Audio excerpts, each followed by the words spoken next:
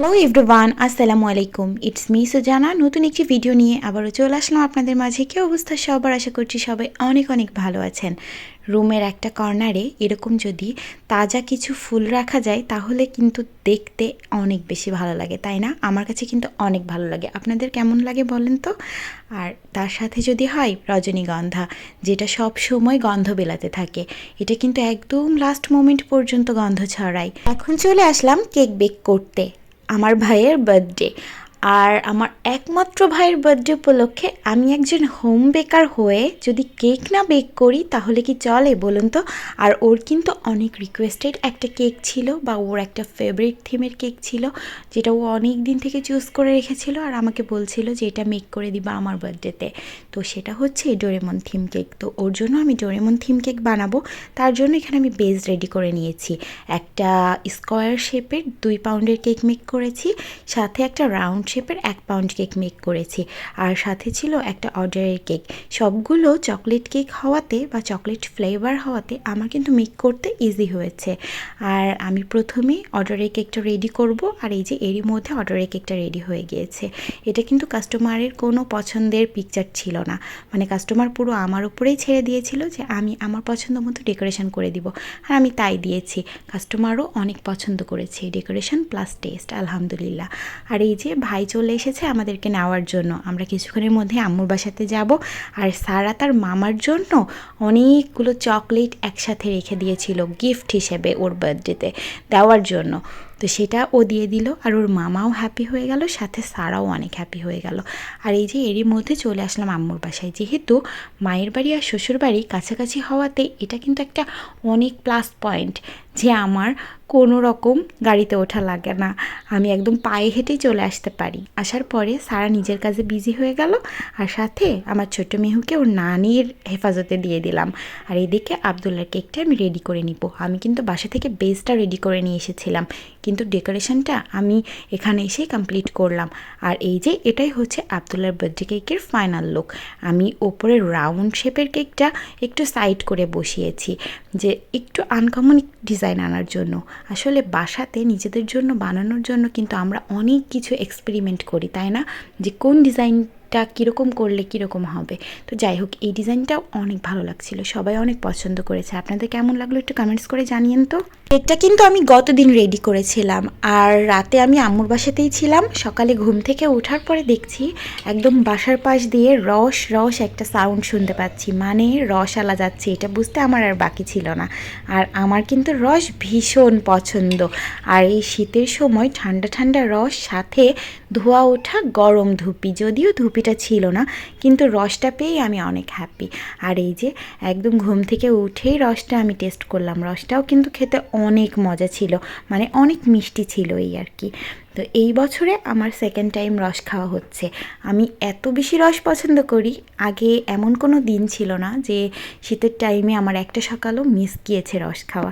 আমাদের যেহেতু joint family, তো জয়েন্ট ফ্যামিলিতে আমাদের বাসায় অনেক মানুষ ছিল, মানে আমাদের চাচাতো ভাই বোন সবাই মিলে অনেকজন। তো তখন কিন্তু আমাদের বাসায় ভাড় ধরে রস কেনা হতো।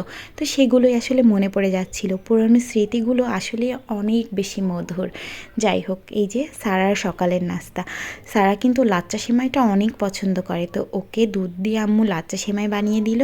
আর এইদিকে আমি একটু চা খেয়ে নিচ্ছি। চা না খেলে কিন্তু একদম সকালটাই শুরু হয় না। আর এইদিকে চলছে আবদুল্লার বার্থডে উপলক্ষে রান্নাবান্নার প্রস্তুতি। আম্মু কিন্তু অনেক মজার মজার রান্না করতে পারে, আর আম্মুর হাতের রান্না খেতে অনেক ভালো লাগে। আর আম্মু অনেক রান্না একসাথে করতে পারে, এটাই হলো আম্মুর বড় ট্যালেন্ট আমি বলবো। কারণ অনেকেই আছে যে অনেক রান্না একসাথে করতে পারে না। আপনারা দেখে বুঝতে পারছেন পাতিলগুলো যে আম্মু একসাথে কতগুলো রান্না করছে। যেহেতু আজকে ইনভাইটেড গেস্ট আছে, মানে বাসার সবাইকেই আম্মু ইনভাইট করেছে, বাহির থেকেও কয়েকজনকে ইনভাইট করেছে, সাথে আমার শ্বশুর শাশুড়ি আসবে। তো সব মিলিয়ে আজকে রান্নাবান্নার চাপও অনেক বেশি। এদিকে কিন্তু মুরগির মাংসটা আম্মু রান্না করে সাইডে রেখে দিল, সাথে এখন করে নিচ্ছে গরুর মাংস। তো আমি আবার একটু আম্মুকে হেল্প করছিলাম, মানে এই নাড়াচাড়া করা এই আর কি। আর এখানে ডিমগুলোকে সুন্দরভাবে সেদ্ধ করে তারপরে ছিলে নিচ্ছে। কিন্তু আজকে ডিমগুলো কেমন জানি মানে খোসা ওঠাতে গিয়ে সব ভেঙে যাচ্ছিল। আর এইদিকে আমার খালামণিরাও চলে আসলো, খালামণির 2টা ছেলে সাদমান সাফওয়ান, ওরা অনেক এক্সাইটেড আবদুল্লার বার্থডে নিয়ে। হ্যালো। আর এইদিকে আমার মিহু আমার ছোটো খালামণিকে দেখলে একদম পাগল প্রায় অবস্থা, মানে ও আমার খালামণিকে এত পছন্দ করে যে খালামণিকে দেখলে হাত পা ছোড়াছুড়ি শুরু করে দেয় কোলে ওঠার জন্য। তো খালামণি এসেই ওকে আগে নিয়ে নিয়েছে, এরপরে সবাই এসে গেল। আর এই যে আমরা ডিনারটাও সার্ভ করে দিলাম, আমার বড় আব্বু, আমার শ্বশুর আর সাথে স্যারের বাবা, ওনারা একসাথে বসে খাওয়া দাওয়াটা কমপ্লিট করে নিল। আমি সবাইকে সার্ভ করছিলাম।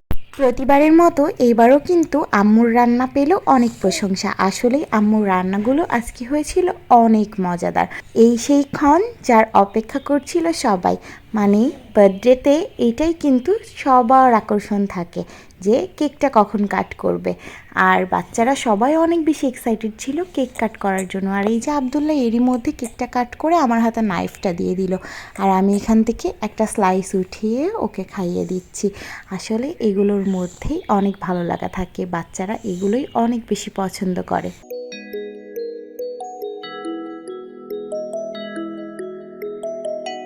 খাওয়া দাওয়া কেক কাটা সবই তো হলো, চলুন এখন দেখে আসি আবদুল্লাহ ওর বার্থডেতে কী কী গিফট পেয়েছে। আর এই যে দেখতেই পাচ্ছেন সামনে অনেক অনেক গিফট, যেগুলো কিন্তু সবই আনপ্যাকিং করা, মানে সব কিছুই এখানে ওপেন করা আছে। এখন আপনাদের সাথে শেয়ার করব যে এখানে কি কি আছে। আর আমরা সবাই ওকে এমন গিফট দিয়েছি যেগুলো ওর জন্য অনেক বেশি ইউজফুল হয়, যেটা ও ইউজ করতে পারে সেরকমই। তো এখানে আছে আবদুল্লাহর খুবই পছন্দের একটি স্মার্ট ওয়াচ, আর এটা ওর অনেক অনেক পছন্দ হয়েছে। আর এটা ওকে গিফট করেছে ওর একমাত্র দোলা ভাই, মানে আর বাবা। আর বাচ্চারা কিন্তু অনেক বেশি এক্সাইটেড থাকে তাদের বার্থডে গিফট নিয়ে, তাই না?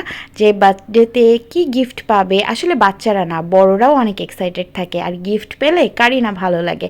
আর এখানে আছে আবদুল্লার জন্য কিছু টি শার্ট, সাথে হুডি, এগুলো আমার নানি একটা দিয়েছে, তারপরে খালামণির পক্ষ থেকে ছিল, আব্বু কিনে দিয়েছে। আর এই যে সব থেকে বেশি পছন্দ হয়েছে আবদুল্লার এই হুডিটা, এটা আব্বুকে গিফট করেছে। এই কালারটা ওর অনেক অনেক পছন্দের, ও কিন্তু নিজে আব্বুর সাথে গিয়ে পছন্দ করে নিয়ে এসেছে।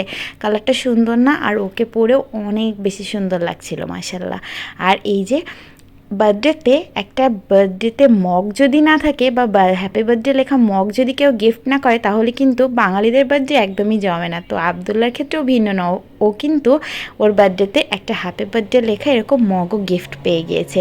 আর এখানে আছে আরেকটা গিফট, এটা দেখার জন্য আবদুল্লাহ অনেক বেশি এক্সাইটেড ছিল, কারণ ও জানতো না এটার মধ্যে কি আছে।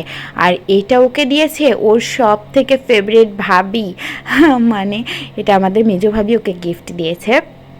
তো এর মধ্যে কি আছে এটা এখন আমি ওপেন করে আপনাদের সাথে শেয়ার করব। আর এই যে এটা আমি ওপেন করে ফেললাম, এখানে আছে একটা বোতল, যেটা হলো গ্লাসওয়্যারের, মানে এটা ফুল বডি গ্লাসের। এখানে হচ্ছে গরম পানি যদি রাখা হয় তাহলে সেটা কিছুক্ষণ গরম থাকে, তারপরে ঠান্ডা পানি রাখলেও সেটা ঠান্ডা থাকবে। এটা কিন্তু উইন্টার সামার 2টা সিজনের জন্যই অনেক বেশি ইউজফুল। এটা আপুর পক্ষ থেকে। কেকটা কেমন হয়েছে আব্দুল্লাহ? ভালোই হয়েছে। পছন্দ হয়েছে? হ্যাঁ। আব্দুল্লাহ 2 তলা কেক পছন্দ ছিল, তাই এটা আব্দুল্লাহর বার্থডে গিফট। 2 তলা ডোরেমন কেক, যদিও ডোরেমন নেই। ডোরেমন কই আব্দুল্লাহ? ডোরেমন কই? থুই দিছ আমি। ও এটা কাগজের ডোরেমন ছিল। Bye bye Abdullah, again happy birthday. Thank you.